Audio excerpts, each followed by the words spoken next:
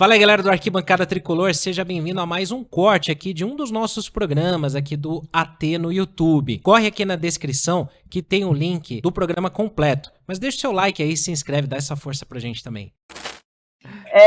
Tá bom, vamos falar de jogo, gente? Pode ser? Vamos, podemos começar a falar de jogo? Então, olha só. Eu ia fazer uma introdução, mas, tipo, todo mundo já sabe, né? Que São Paulo recebe o Botafogo hoje e tal. Eu quero falar de escalação, então. Começando por você, Yara. Cara, no jogo de ida, né? O Dia fez um detalhe que muita gente já pediu, uma mudança muito específica, que foi ali o William Gomes no lugar do Luciano. E aí, no primeiro tempo, não funciona absolutamente nada. Não é culpa do William Gomes, do Luciano, do Lucas, assim, nada funcionou, né? Nada naquele jogo. O William Gomes até tentou, e aí quando o Zubeldia começa a mexer algumas coisas no segundo tempo, é quando o São Paulo começa a ter algum tipo de reação e começa a jogar, né? Porque não jogou no primeiro tempo. Você acha que aquele jogo cria uma impressão que essa escalação inicial não pode se repetir? Ou você acha que foi algo específico porque o jogo era fora de casa? Eu penso que o São Paulo foi com aquela escalação e foi até uma surpresa para todo mundo, porque o Zubeldia estava usando uma linha de 4 com 2 zagueiros em todos os jogos das Copas. Aí o São Paulo é eliminado na Copa do Brasil, só tem a Copa Libertadores, aí no Campeonato Brasileiro. Ó, Paulista, tô pensando no Paulistão. No Campeonato Brasileiro. Faz uma escalação diferente também, que a gente viu no fim de semana, que foi uma linha de 4, só que com jogadores que fazem, geralmente, uma linha de 3. Então, ele trocou tudo, na minha opinião, testando para ver como é que funciona essa equipe no esquema diferente do que ele estava fazendo nesses dois times do São Paulo, time A e time B. E aí eu considero que ele deve entrar com os 3 zagueiros hoje, né? Pensando que o ataque do Botafogo é extremamente letal, tanto pelas pontas como pelo meio. O Zubeldia, na minha opinião, vai tentar fazer um time que se defenda bem, como foi no primeiro jogo. O São Paulo, a gente sabe, no primeiro tempo, tomou um amasso, mas só se defendia. Então, vamos tirar aí um ponto positivo. O São Paulo conseguiu se defender, ponto. Independentemente do que foi o jogo, da dificuldade que o São Paulo teve para fazer qualquer e toda a transição que tentava, pelo menos no primeiro tempo, né?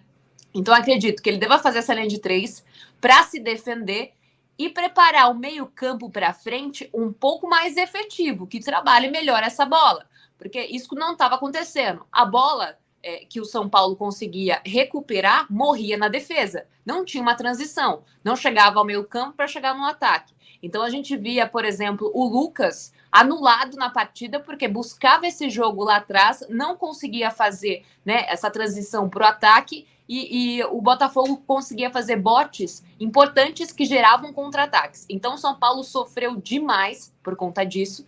E eu acho que o Zubeldia deva fazer isso, colocar 3 zagueiros, só que potencializar ali as alas, talvez mudar um ou outro jogador, para que o São Paulo fique um pouco mais vertical.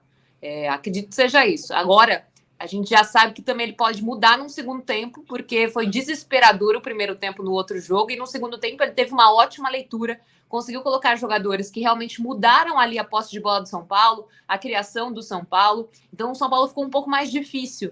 E o time do Botafogo também cansou. Então eu acredito que o São Paulo também deve explorar esse cansaço do Botafogo, deve tentar segurar essa pressão que o Botafogo vai colocar. Só que jogando dentro de casa também, o São Paulo vai ter que se expor um pouco mais. Então, vai ter que achar um equilíbrio nessa escalação, em que se defende muito bem, mas também vai tentar ser letal ao adversário. Então, na minha opinião, é difícil, é muito difícil você conseguir fazer isso de um jogo para outro, mas espero que o Zubeldia e comissão técnica tenham aprendido em relação ao que foi o primeiro jogo. Pois é, olha só, antes de pegar aqui também um pouco da visão do Senna, o Gustavo falou que ele está neste momento assistindo a gente direto do ônibus, vindo de Curitiba para São Paulo. Primeira vez no Morumbi. Essas coisas, tem gente que acha que costuma dar azar, né? Eu já acho que dá sorte, porque às vezes eu penso, mano, não é possível que os deuses do futebol vão fazer o Gustavo vir até aqui para nada, sabe? Tipo, não é possível, gente. Imagina quantos Gustavos não estão neste momento no ônibus, entendeu?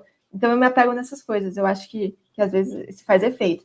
O Renato Sintra fala que o Rafael vai fechar o gol. O Lecão, aí, ó, em homenagem ao ex-presidente de São Paulo, fala que é o jogo do ano do São Paulo. Vão mandando aí, gente, que enquanto os nossos lindos comentaristas vão falando, eu vou salvando as mensagens de vocês. Sena, queria que você falasse também um pouco disso que eu falei, perguntei para a Yara agora. E se você entende, né, que nessa situação de 3 zagueiros, o Rafinha é a melhor opção ali para o lado direito, ou se você entende que deveria mudar para, por exemplo, o Igor Vinícius, e na frente, se você manteria o William Gomes, ou se você acha que o Luciano volta para o time. Lembrando que a gente viu algumas matérias de algumas pessoas que acompanham o São Paulo, até mesmo do GE, que o Luciano colocou uma pedra na cabeça ali do Zubeldia para esse jogo, né? Depois desse jogo contra. Primeiro, porque ele entra bem no segundo tempo do Botafogo, e porque ele faz um ótimo trabalho ali de ocupar o campo, e porque ele faz o gol contra o Inter. Então, fala um pouco do que você espera também, e do Rafinha e do Luciano pra gente. Eu acho que o Zubeldia ele vai colocar o time que o GE colocou lá na prévia da escalação, que seria um Lucas no meio, o Wellington Rato na direita, o William na esquerda, eu acho, o Luciano no banco. Mas eu devo ter mencionado que eu gosto de 3 zagueiros já em algum momento aqui. Mas para hoje eu não faria esse esquema com 3 zagueiros, porque eu acho que contra alguns times não dá muito certo. E o Botafogo, ele tem muita qualidade no meio de campo. Eu acho que tem que popular esse meio de campo. A gente tem que travar o Botafogo o mais longe possível da zaga. Porque senão a gente fica muito no mano a mano. Fica muito aquele treino de ataque contra defesa, como foi no jogo de ida. As linhas ficaram muito espaçadas e aí o Botafogo pressiona o São Paulo muito perto do nosso gol. Mesmo com 3 zagueiros que funcionou na ida, né? Os 3 foram muito bem, o Rafael também, foram uma parede ali. Mas eu acho que assim, a gente tem que deixar a ameaça mais longe possível, você tem que manter um controle de distância. Então, eu popularia mais o meio de campo do São Paulo hoje. Jogaria com 2 zagueiros sim, mas eu colocaria 3 volantes, tá? Inclusive, Sena, você acha que o Santi seria uma opção? Eu vi alguns comentários sobre isso. Então, o Santi, eu acho que ele deveria ter jogado domingo, até pra gente ver o ritmo dele, pra ele não entrar numa fria hoje, já logo de cara. Ele jogou contra o Cruzeiro, né, mas poucos minutos, mas eu acho que ele deveria ter tido uma minutagem maior, por exemplo, domingo, pra ver até se teria condições de jogar hoje, porque a gente precisava de um cara mais marcador ali, né, no meio de campo, e aí poderia ser o Santi, né, mas se não for ele, poderia ser Luiz Gustavo, Bobadilla e Marcos Antônio para ter uma saída melhor de bola. O Lucas mais centralizado ali, mais livre, para poder chegar do meio de campo para frente, que é onde eu acho que ele rende melhor, mas é achismo meu, né? E no ataque, William Gomes e Caleri. Eu faria isso. Eu acho que se o São Paulo fechar um pouco mais esse meio de campo, não significa que o São Paulo vai ser um time retrancado, defensivo demais. Mas ele popula esse meio de campo para a gente não perder o meio, que foi justamente o que aconteceu no Rio de Janeiro. Lá no jogo de ida, a gente teve a defesa muito bem, um meio de campo inexistente, muito espaçado, e o ataque morrendo de fome, porque a bola não chegava lá. E domingo, contra o Inter, aconteceu mais ou menos a mesma coisa. Você vê que ele tirou o Caleri, né? E colocou o André Silva. Continua a mesma coisa. O ataque não é municiado, a bola não chega lá, o atacante morre de fome. Então, tinha gente que tava falando, pô, mas o Caleri tá mal, que não sei o que e tal. Cara, qualquer atacante que você colocar num esquema desse, onde a bola não chega, vai ser a mesma coisa. Então, eu tentaria isso. Eu colocaria um meio de campo mais travado ali contra o Botafogo, para a briga ser o mais longe possível da nossa zaga, ficar lá no meio de campo, e a gente poder ter uma possibilidade de criar alguma coisa ali com o Lucas mais livre, né? Tá, então, eu tô tendo um delay aqui, que eu tô mutando, gente, para não ficar com esse espírito que tá hoje aqui presente na nossa live. Tomara que seja a energia de Tele Santana aqui participando, dando sorte pra gente, né? Porque tá uma doideira aqui os áudios hoje. Falando nisso, né? Eu tava vendo alguns comentários aqui enquanto você falava.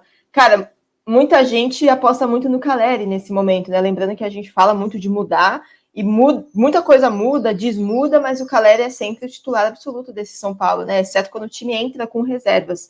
E ele vem numa fase um pouco apagada, porque o time do São Paulo não está construindo nada lá na frente também. Ele, coitado, fica ali passando sede.